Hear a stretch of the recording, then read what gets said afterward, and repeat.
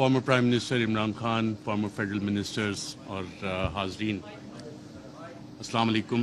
آج ٹاپک تو یہ بہت بڑا ہے اور انٹرنیشنلی اس پہ کتابیں بھی کافی لکھی گئی ہیں، اسکالرلی آرٹیکلز بھی ہیں، ریسرچ پیپرز بھی ہیں، بٹ انفارچونیٹلی اس ایشو پہ پاکستان میں اکیڈیمیا نے اتنا زیادہ کام نہیں کیا۔ اس لیے میں آج آپ کے ساتھ میڈیا نے اس کو کیسے کانسپریسی رجیم چینج کی، اس کو ڈیل کیسے کیا، میڈیا نیریٹیوز کیسے بنے، وہ تھوڑی ڈیٹیل میں جاؤں گا اور اس کا تھوڑا سا آپ کو اسپیکٹس بتاؤں گا لارجر اسٹریٹجک لیول پہ۔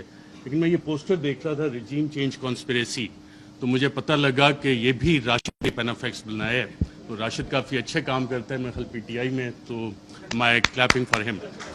اچھا، رجیم چینج پاکستان میں جب ہم دیکھتے ہیں تو اس کے دو اسپیکٹس ہیں، ایک ایکسٹرنل فیکٹرز ہوتے ہیں اور انٹرنل ہوتے ہیں۔ اگر ہم ایکسٹرنل فیکٹرز کو دیکھیں تو decision by one state to abandon bargaining with اندر and remove the target state's leader.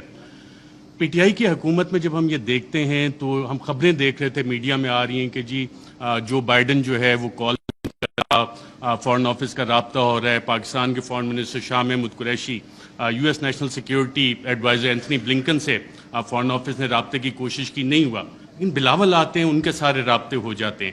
تو یہاں سے آپ جب میڈیا کی وہ خبریں نکال کے دیکھتے ہیں تو آپ کو ایکسٹرنل فیکٹر اور وہ لنکیجز کہ یہ فیصلہ وائٹ ہاؤس میں ہوا، U S N S C میں ہوا، اور اس کا ذکر اب میڈیا میں یہ سوال ابھی تک ڈیبیٹ نہیں ہوا کہ کیا اس کا فیصلہ وہاں پہ ہوا تھا نہیں ہوا تھا۔ وہ سائفر اگر پبلک ہوتا ہے تو اس میں یہ سوالات اٹھیں گے یقیناً کہ یہ فیصلہ اس لیول پہ اسٹیٹ کے لیول پہ یو ایس اسٹیٹ نے کیا، صدر جو بائیڈن نے کیا، اور صدر جو بائیڈن جو نیو کونس تھے، the plan for the new American century, اس کا باقاعدہ طور پہ حصہ تھے، جس کے بعد ہم نے دیکھا 2001 کے بعد پوری دنیا میں ڈفرینٹ رجیم چینج آپریشنز باقاعدہ طور پہ لانچ کیے گئے۔ عراق اس کی ایک مثال ہے۔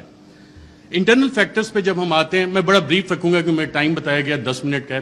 انٹرنل فیکٹرز کو جب ہم دیکھتے ہیں تو اس میں ذاتی انا کے مسئلے آ جاتے ہیں، کچھ اداروں کے مسائل آ جاتے ہیں، کچھ سیاسی مفادات آ جاتے ہیں، اور اس میں ایک سوال جب ہم انٹرنل فیکٹرز کا دیکھتے ہیں تو بڑا سوال یہ بنتا ہے کہ ملک کا کون سوچتا ہے، پاکستان کا کون سوچتا ہے؟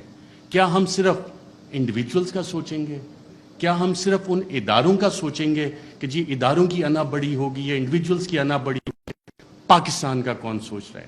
کیا وزیر اعظم عمران خان اس وقت پاکستان کا سوچ رہا تھا یا انڈیویجولز کے بینیفٹ دیکھ رہا تھا؟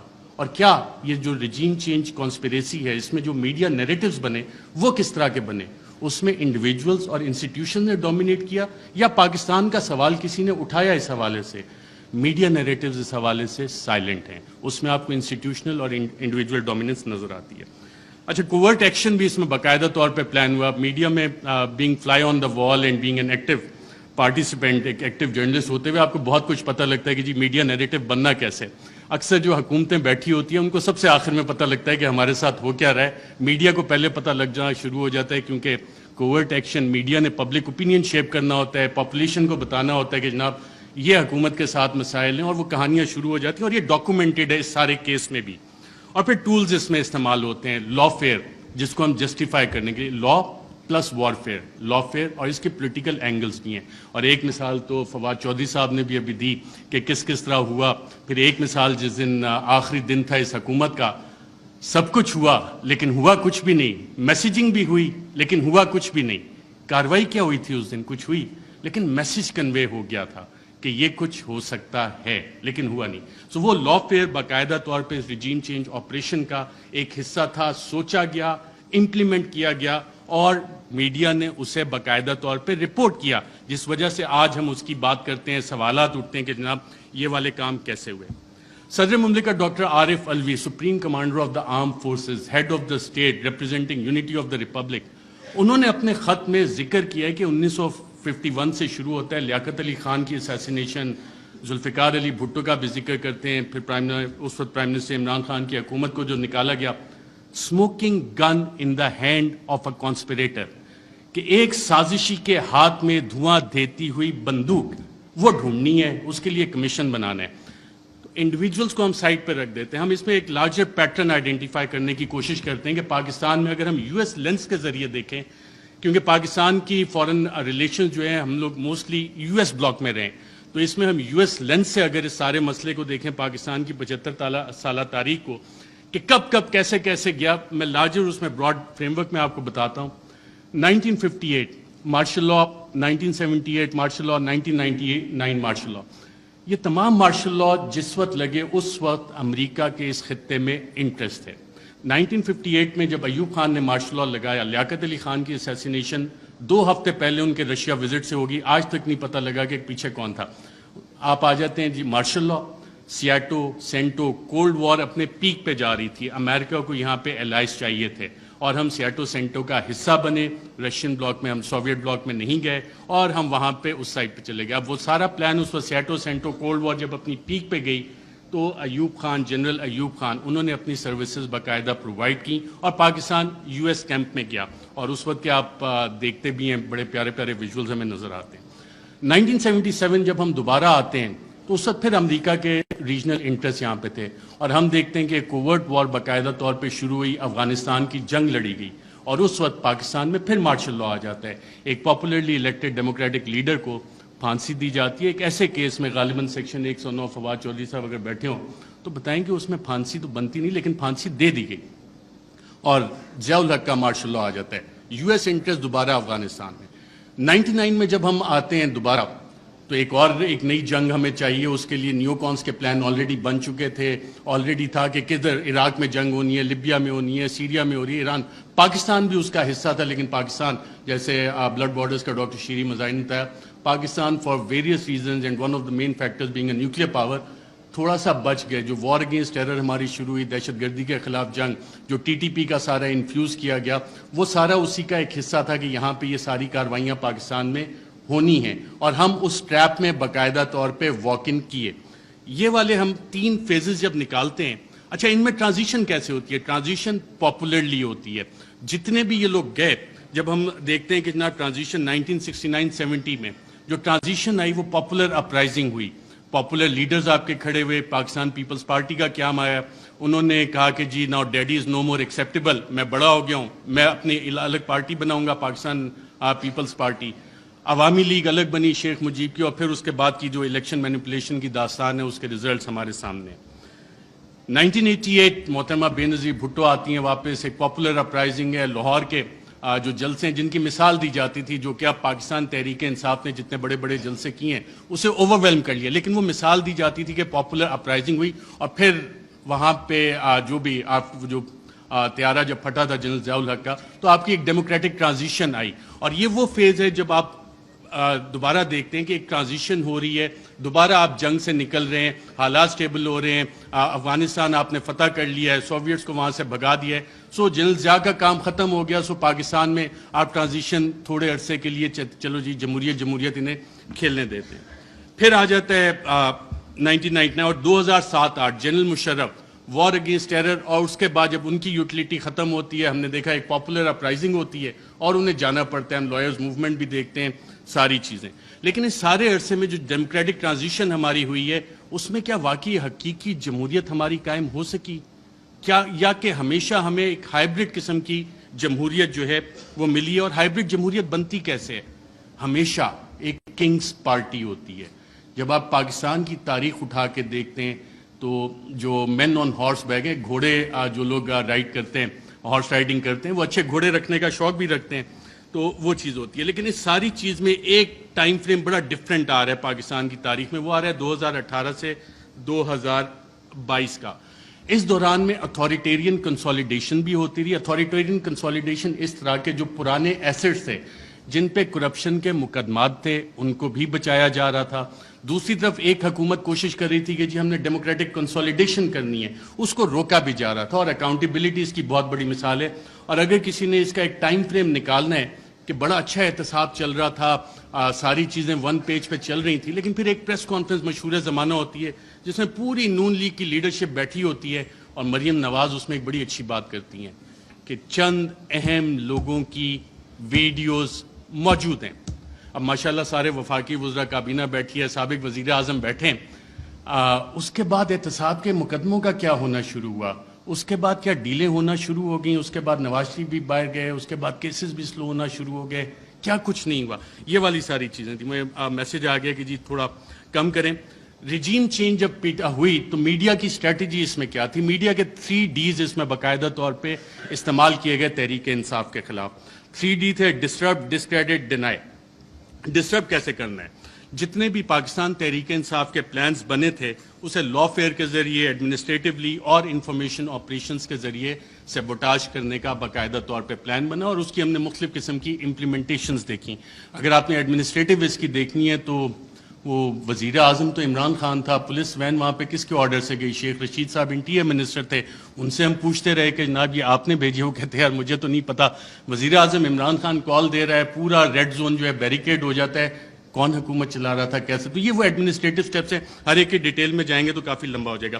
پھر ایک پلان بنا کہ جی 3 ڈیز کا ایک حصہ تھا ڈسکریڈٹ کرنا ہے، عمران خان کو ڈسکریڈٹ کرنا ہے، پاکستان تحریک انصاف کو ڈسکریڈٹ کرنا ہے.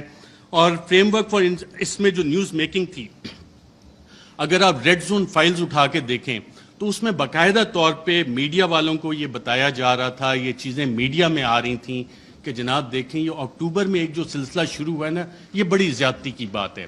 اس میں چند انڈیویجولز جو ہیں ان کو تو یہ حق نہیں دیا جاتا کہ جی پنجاب پولیس کے پیٹرن پہ چیزوں کو لے کے چلیں، ایسے تو نہیں اجازت دی جا سکتی. لیکن سوال آتا ہے کہ کیا ہمیں اس ملک میں آئین کی حکمرانی چاہیے یا اشخاص کی حکمرانی چاہیے؟ ہمیں قانون کی حکمرانی چاہیے یا چند اشخاص کی حکمرانی چاہیے؟ میڈیا فریم ورک جب آپ اس میں سارا اینالائز کرتے ہیں، جتنے آپ کرنٹ افیئرس کے پروگرامز اٹھا لیں، نیوز آرٹیکلز اٹھا لیں، کالمز، ایڈیٹوریلز، اس میں کانسٹیٹیوشنل فریم ورک وہاں پہ ڈیبیٹ فریم نہیں ہوئی، وہاں پہ رولز آف بزنس کی ڈیبیٹ فریم نہیں ہوئی، وہاں پہ ڈیبیٹ فریم ہوئی اداروں کے حساب سے، وہاں پہ ڈیبیٹ فریم ہوئی انڈیویجولز کے حساب سے.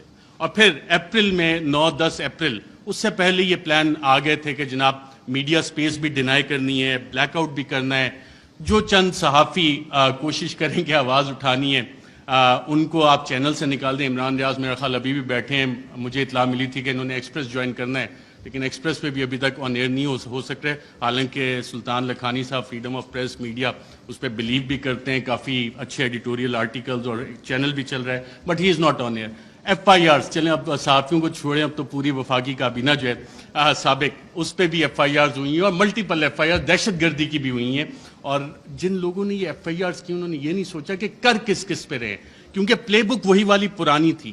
مسئلہ یہاں پہ یہ تھا کہ کرپشن کے کیسز نہیں مل رہے. بڑی کوشش کیجیے عمران خان کے خلاف کرپشن کے کیسز نکالے جائیں. میری بھی 1-2 ملاقاتیں ہوئی کہ جناب آپ تو بڑی سٹوریز کرتے ہیں.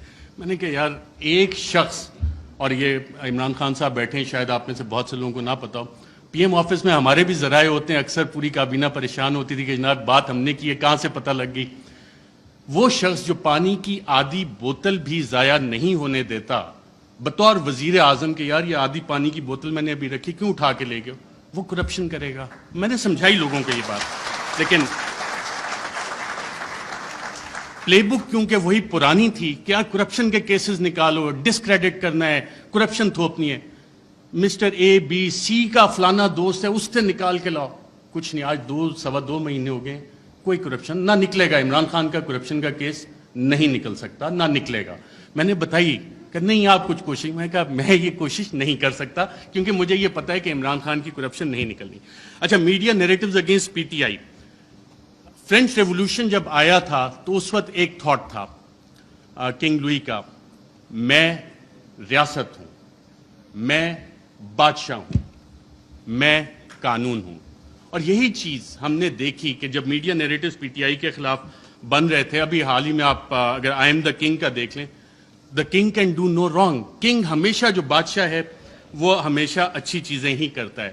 فیٹے پہ پوری حکومت نے کام کیا، حماد اظہر بھی ادھر ہیں، لیکن PTI نے کام نہیں کیا، بادشاہ نے سب سے اچھا کام کیا. آئی ایم دا لا، قانون میں ہی ہوں. پولیٹیکلی آئسولیٹ کرو PTI کو. آج PTI واقعی پولیٹیکلی آئسولیٹڈ ہے. کون سی سیاسی جماعت ہے جو PTI کے ساتھ اتحاد میں کھڑی ہے؟ سب ایک طرف ہو گئے. لیکن ایک سٹرینتھ گین ہوئی اس میں، پاکستان کی عوام بغیر کسی کال کے نکل آئے. اور شاید جو وزیر اعظم عمران خان کا آخری دن تھا وزیر اعظم ہاؤس میں، اس وقت جو لوگ نکلے اور جنہوں نے رپورٹ کیا، آئی تھنک عمران ریاض تھے، باقی ہم لوگ بھی تھے، ان سب نے ایک بات نوٹ کی.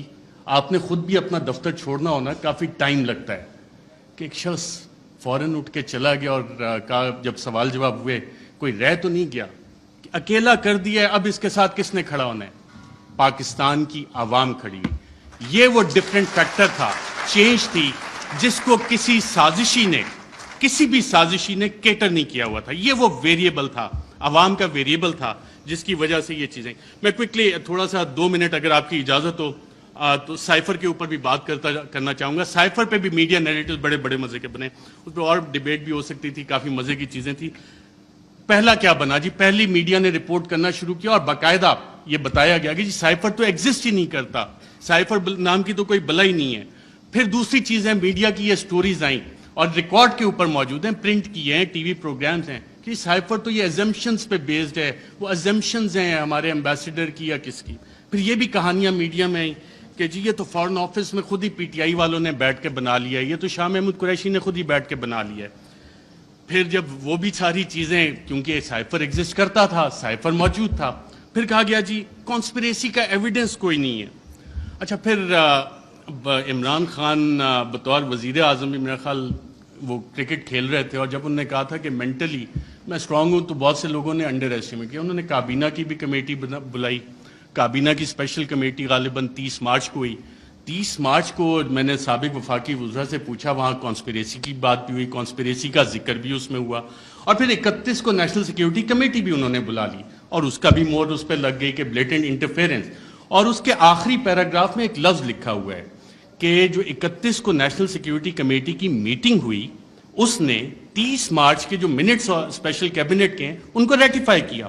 اب 30 مارچ کو آپ سب وفاقی وزراء جو اس میں بیٹھے تھے, اس وقت کے وزیر اعظم اس میں بیٹھے تھے, ان سب نے کانسپریسی اور سازش کا لفظ اس میٹنگ میں ذکر کیا. یہ میرے ذرائع نے مجھے بتایا ہے, آپ سبھی یہاں پہ بیٹھے ہیں, اگر کسی نے کانٹراڈکٹ کرنا ہے تو سابق وزیر اعظم خود بیٹھے ہیں, وہ کر سکتے ہیں کہ 30 مارچ کو جو اسپیشل کیبنٹ میٹنگ تھی اس میں سازش کا ذکر ہے. بالکل سازش کا میں ایز اے جرنلسٹ کلیم کر رہا ہوں. پھر یہ کہا گیا کہ جی وہ انٹیلیجنس ہم نے خود ہی کر لی, اور انٹیلیجنس کی بیسس پہ آبویسلی اس پہ سوال اٹھے کہ انٹیلیجنس, ہمارے انٹیلیجنس کے ادارے بہت اچھا کام کرتے ہیں, دہشت گردی کے خلاف بہت اچھا کرتے ہیں, پاکستان کی سیکیورٹی کے لیے بہت اچھا کام کرتے ہیں. لیکن مسئلہ یہاں پہ آتا ہے کہ جب انہیں ڈریگ کیا جائے سیاسی معاملات میں اور یہ کہا جائے کہ جی انویسٹیگیشنز ہوئیں, کون سی انویسٹیگیشنز, یہ سوال ہوا ہے. اب ریجیم چینج میں انٹیلیجنس کا ایک بنیادی کردار ہوتا ہے, انٹیلیجنس انفارمیشن کا بنیادی کردار ہوتا ہے. اگر آپ اگلی سلائڈ کریں ذرا, Colin Powell U S secretary of state, U N security council میں انٹیلیجنس انفارمیشن کی بیس پہ انہوں نے کہا جی یہاں پہ یہ والے ویپنز عراق میں موجود ہیں, یہ کیمیکل ویپنز ہیں, یہ نیوکلیئر ویپنز وہاں پہ وہ بنا رہے ہیں. عراق اور ختم ہو گئی, عراق تباہ ہو گیا. یہ اس انٹیلیجنس انفارمیشن کی اوقات تھی, ویلیو تھی, جو آج تک نہیں ملی. میں ایک اور آپ کو افغانستان سے ریلیٹڈ انٹیلیجنس انفارمیشن دیتا ہوں. انٹیلیجنس ڈس انفارمیشن کہ اسامہ بن لادن کے پاس نیوکلیئر ویپنز ہیں, اور اسامہ بن لادن کے پاس نیوکلیئر ویپنز, اگر آپ یہ سٹوری دیکھیں تو یہ جسٹیفائی کرنے کے لیے تھی کہ جی افغانستان میں امریکہ نے حملہ کرنا ہے. اور اس وقت آپ تمام امریکی اخبارات اٹھا لیں, ورلڈ ایکسکلوسیو ڈان نے بھی فرنٹ پیج پہ چھاپا کہ جی ایک ایکسکلوسیو انٹرویو ہوا ہے, اسامہ بن لادن کے پاس نیوکلیئر ویپنز ہیں. وہ نیوکلیئر ویپنز آج تک نہیں نکلے. تو یہ ہوتی ہے انٹیلیجنس انفارمیشن. جب تک آپ تحقیقات نہیں کرتے, اسے ویریفائی نہیں کرتے, بہت سی جے آئی ٹیز میں انٹیلیجنس انفارمیشن آتی ہے, بہت اچھا کام ہوتا ہے, لیکن اس کی ویریفیکیشن چاہیے ہوتی ہے. انٹیلیجنس اور انٹیلیجنٹ انفارمیشن میں فرق ہوتا ہے. اس کے علاوہ بہت ساری چیزیں ہیں. پروپیگنڈا پہ اگر ہم جائیں, ڈی کلاسیفائڈ ڈاکومنٹس بہت سارے آ گئے, چلی کے حوالے سے, ایران کے حوالے سے, کیونکہ ٹائم میرے پاس کم ہے, میں نے کہا یہ والے لارجر ایشوز آپ کے سامنے رکھوں. Thank you very much.